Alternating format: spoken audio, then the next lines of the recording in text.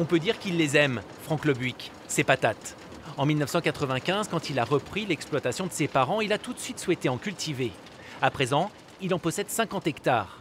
Et si en cette fin juillet, il en arrache de terre plusieurs dizaines de kilos, alors que ce n'est pas vraiment la saison, c'est pour répondre à une commande.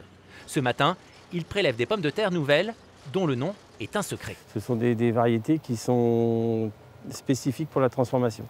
Donc ce sont des variétés qui ont généralement une teneur en matière sèche plus élevée que les autres. Et tout ça, c'est important pour faire une bonne chips. Mais avant d'être transformé en chips, la route de la pomme de terre est encore longue. Donc on a besoin de les passer sur l'ensemble des machines pour retirer tout ce qui est terre, et aussi ça nous permet de les calibrer. C'est là que l'aventure de la chips va commencer. Les patates sont ensuite lavées, épluchées et finement tranchées. Les lamelles prennent alors un bon bain d'huile car elles sont cuites au chaudron. C'est leur côté artisanal. C'est en partie ce qui fait la différence avec les chips industrielles, mais pas seulement.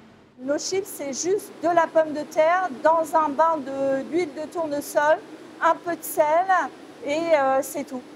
Pour la famille Le Buick, cette histoire de chips a commencé il y a 4 ans. Elle a demandé de gros investissements, mais aujourd'hui on peut parler de success story. En témoigne la production. Aujourd'hui, elle a été multipliée par 2 depuis le début. Voilà. Donc on est en plein essor. Aujourd'hui, ça a permis l'emploi de 5 personnes. La 76, c'est son nom, se trouve pratiquement partout en Normandie, dans les grandes surfaces et les épiceries fines. Prochaine étape, la sortie de nouvelles saveurs prévues pour la fin de l'année.